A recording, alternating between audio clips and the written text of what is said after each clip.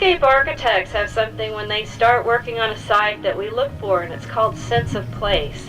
And when I stand here and I look at this site and I think about what this site is telling us, I think of many things. I think about the environment when I look at the majestic oak. I think about the history of this place and the people that live around it. And there's an old Chinese proverb which actually is credited to many, many cultures, but it rings true. And it says, one generation plants a tree so the next generation can enjoy the shade.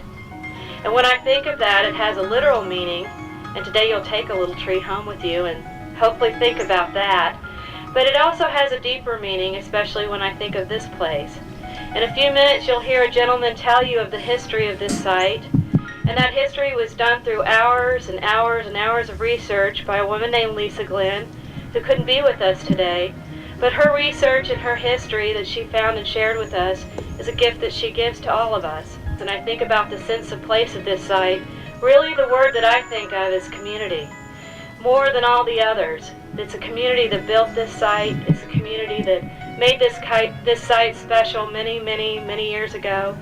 And the gift that I hope our generation gives is to continue to use this site.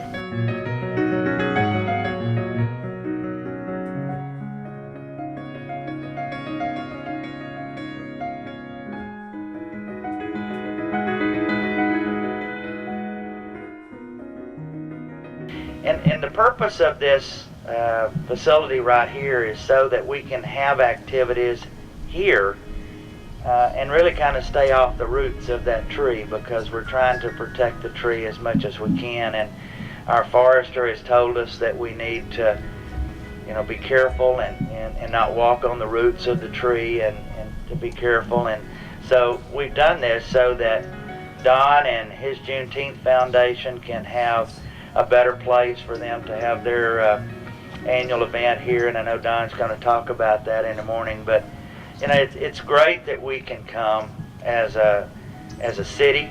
It's great that we can come as people.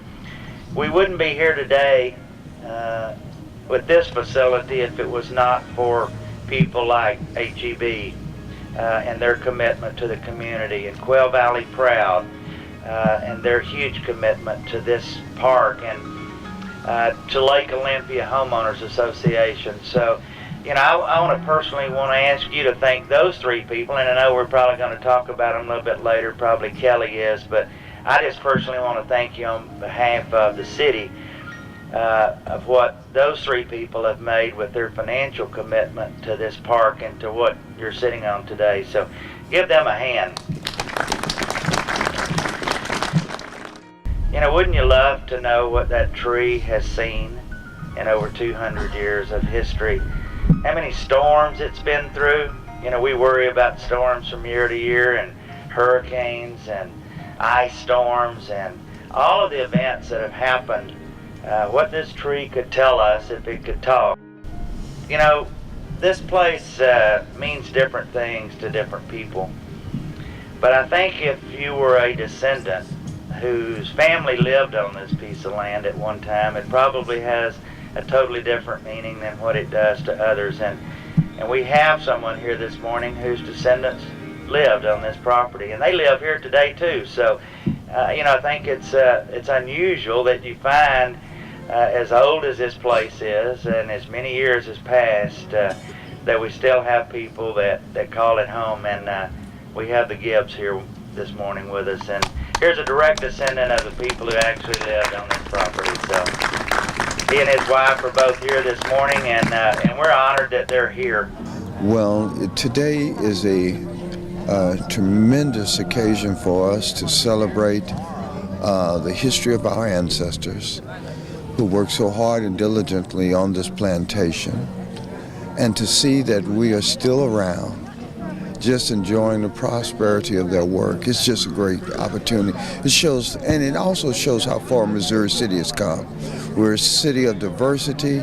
We live together. We prosper together. It's just overwhelming. So what more can I say? And the deck is awesome. The deck is just absolutely awesome. When you think about the Freedom Tree, I think it is appropriately named. It was originally, this land was purchased by a Judge Palmer, He bought it for $6,000.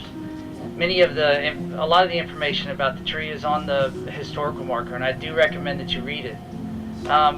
This is their land, and when we talk about a tree that is this majestic and, like the mayor said, has lasted this long,